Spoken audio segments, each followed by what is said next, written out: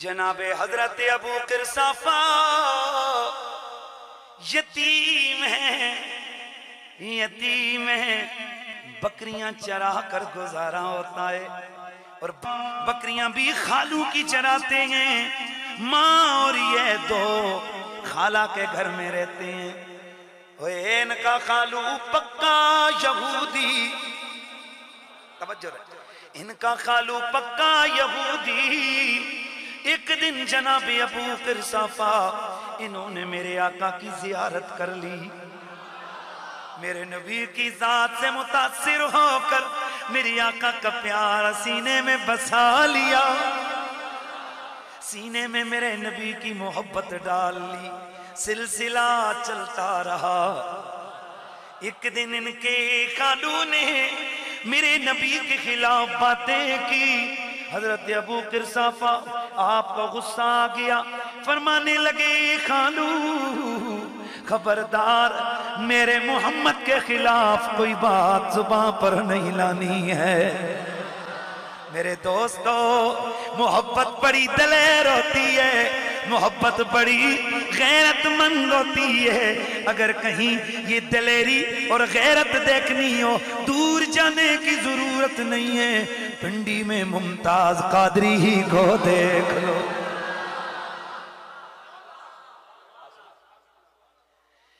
अबू किरसाफा सुबह शाम मेरे नबी का प्यार दिल में बसा है, जिंदगी गुजारे। लेकिन आज जब सरकार के खिलाफ इनके खालू ने जुबान दराजी की, हजरत अबू किरसाफा से रहा न गया। चचा अपने उस खालू को रोक लिया और रोक के फरमाने लगे, ओए मेरे खालू मोहम्मद अरबी के खिलाफ जुबान न खोलना।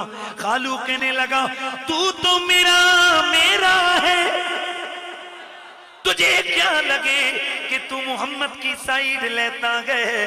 आपने फरमाया, मैं तेरा नहीं हूं, मैं तो मोहम्मद अरबी का गुलाम बन चुका हूं। खालू को गुस्सा आ गया, घर से निकाल दिया। कहा, मैं तुझे घर से निकालूंगा अगर मोहम्मद को ना छोड़ा। आप बड़ी गैरत में आए, फरमाया बेशक निकाल, घर से निकालेगा, दुनिया तो मेरे रब की बनाई हुई है। शाम हुई, माँ ने बुलाया, बेटा तुझे मैंने छोटा सा पाला है, तेरा बाप बचपन में गुजर गया था, बकरियां चरा चरा के मैंने तेरी परवरिश की है। अब तू जवानी की तरफ पहुंचा है तो मेरे बेटे अब मुझे जलील ना कर। हमें सर छुपाने के लिए जगह मुयस्सर नहीं, खाने के लिए रोटी मुयस्सर नहीं। मुड़ तुड़ के ये तेरे खालू का घर है, खालू का घर है, अगर इसने भी निकाल दिया हम किधर जाएंगे। हजरत अबू किरसाफा के दिमाग में एक तरकीब आई, फरमाने लगे, मेरी माँ मैं एक शर्त पे मोहम्मद को छोड़ सकता हूँ। कहने लगी, हाँ बोल बेटा क्या है। कहने लगे कि कल तू और मेरी खाला दोनों मेरा महबूब देख के आओ, मेरा महबूब देख के आओ। देख के आकर फिर अगर तुमने मुझे कह दिया कि छोड़ दूं तो मैं उन्हें छोड़ दूंगा। और अगर तुमने देख कर ये समझ लिया कि मैंने जिसे महबूब बनाया वो महबूब बनाने लायक है, तो फिर हमारा वायदा है कि मेरे दीन के मसले में खालू नहीं बोलेगा और मैं उनके मामले में नहीं बोलूंगा। ये जब बात खालू ने सुनी, खाला ने सुनी, कहने लगे हमें मंजूर है। रात को खालू ने उसकी खाला को बुलाया, माँ को बुलाया, मेरे नबी के खिलाफ बातें सुनाई, मेरे नबी की तनकीद की माज़अल्लाह, और ये समझा के भेजा मोहम्मद को देख के आना, आके अबू किरसाफा से कहना हमें तेरा महबूब अच्छा नहीं लगा है। اللہ اللہ صبح یہ دونوں گئیں ادھر وہ چلی ادھر ابو قرصافہ نے مصلی بچھایا مصلی بچھا کر رب سے کہتے ہیں ربا تیرے یار کی طرف ماں اور خالہ کو بھیجنا میرا کام تھا ان کے سینے میں محبت کی آگ لگانا اب تیرا کام ہے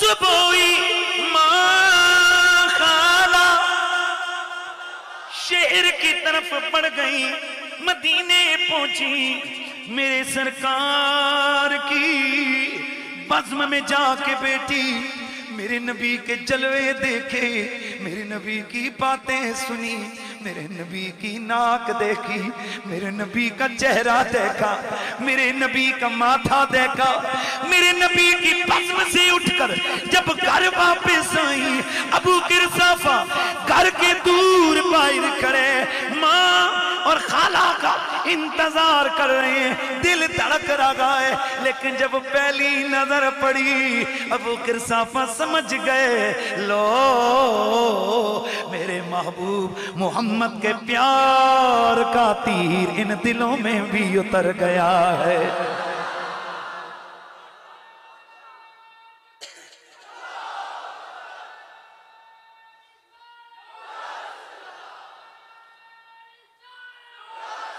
صبحی خالو بھی آیا اب آ رہے رنگا خالو بھی آیا خالہ بھی ہے ماں بھی ہے جناب ابو قرصافہ بھی ہیں آپ پوچھتے ہیں یا اماں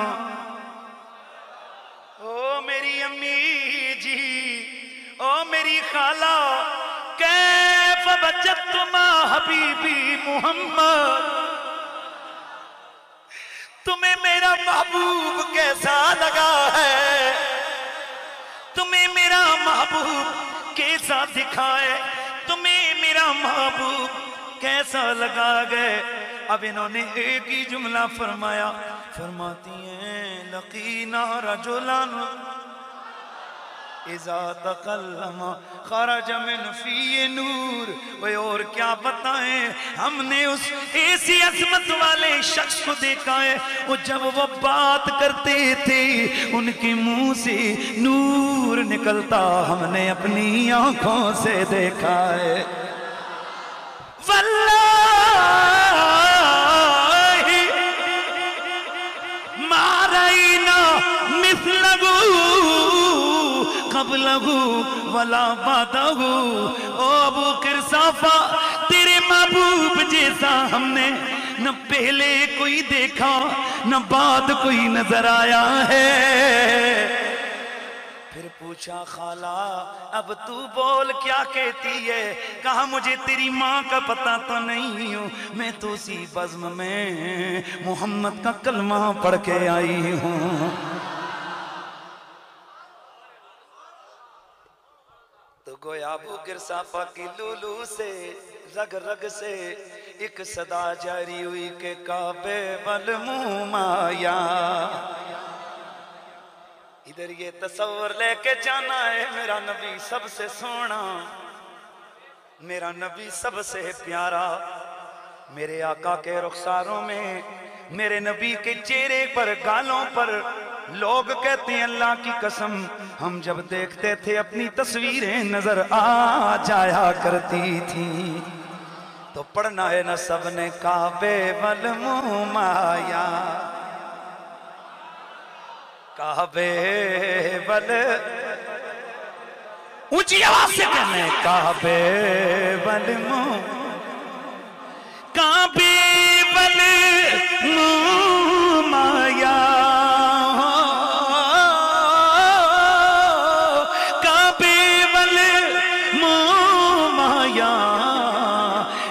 سونا تو لگنے تو جفیر بھی تم آیا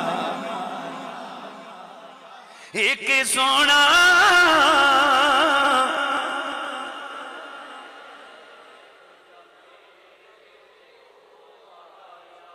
میرے नबी के चेहरे पे क्या पूरे जिस्म पे कभी मक्खी नहीं बैठी,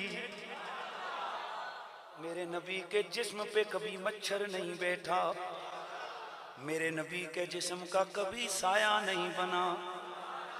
एक मिनट, मेरे नबी के जिस्म का कभी साया नहीं बना, न जिस्म का बना, न जिस्म पे पहने हुए कपड़ों का बना।